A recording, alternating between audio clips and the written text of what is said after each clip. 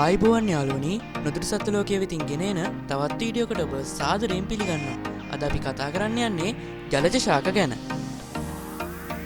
ජලජ ශාකයක් කියන්නේ ජලය ආශ්‍රිතව හෝ ජලයේම ජීවත් වීමට අනුවර්තනය වෙලා තියෙන ශාකයකට.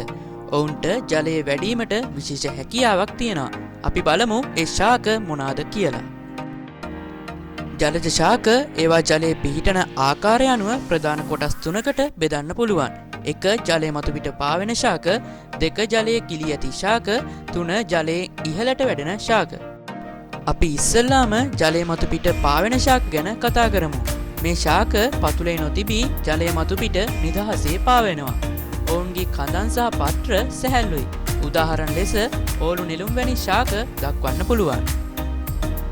අපි දෙවැනියට කතා කරන්න යන්නේ ජලය ගිලී ඇති ශාක ගැන.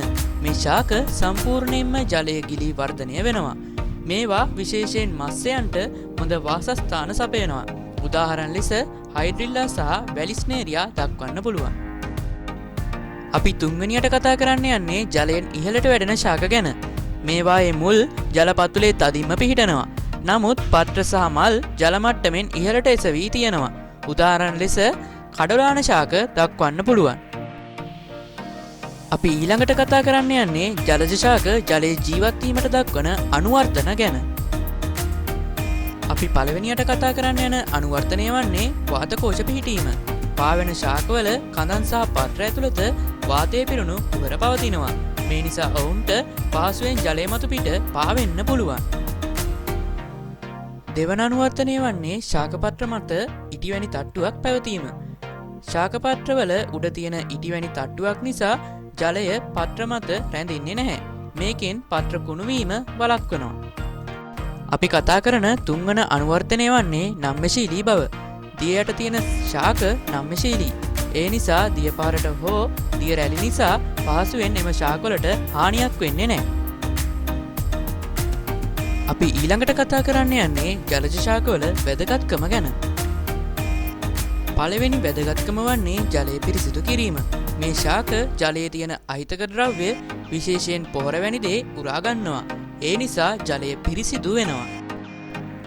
දෙවන වැදගත්කම වන්නේ ජලජ ජීවීන්ට වාසස්ථාන සැපයීම. මාළු, කෘමීන් සහ වෙනත් ජලජ ජීවීන්ට සැඟවෙන්න සහ බිත්තර දාන්න මේ ශාක ස්ථාන සපයනවා. තුන්වන වැදගත්කම වන්නේ ඔක්සිජන් සැපයීම. අනෙකුත් ශාක වගේම මේවත් ප්‍රභාසංශ්ලේෂණය කරලා ජලයට ඔක්සිජන් එකතු කරනවා. ඒ නිසා ජලජ ජීවීන්ට මෙය පැවැත්මට අත්‍යවශ්‍ය වෙනවා. හතරවන වැදගත්කම වන්නේ අලංකාරය ලබා දීම. නෙළුම්, ඕලු වැනි මල් වලින් අපේ ජලාශවලට ඉතා අලංකාරයක් ගෙන දෙනවා. ඉතින් අද අපි ජලජ ශාක ගැන වගේම ඔවුන්ගේ අපූර්ව අනුවර්තන, ඔවුන්ගේ වැදගත්කම් ගැනත් ඉගෙන ගත්තා. මේ වගේ වටිනා තොරතුරු තවත් දැනගන්න කැමති නම් අමතක නොකර අපේ channel එක subscribe කරන්න. ඒ වගේම වීඩියෝවට like එකක් දාන්නත් අමතක කරන්න එපා. ඉතින් තවත් දවසක තවත් වීඩියෝකින් හමු වෙමු. ඔබට සුබ දවසක්.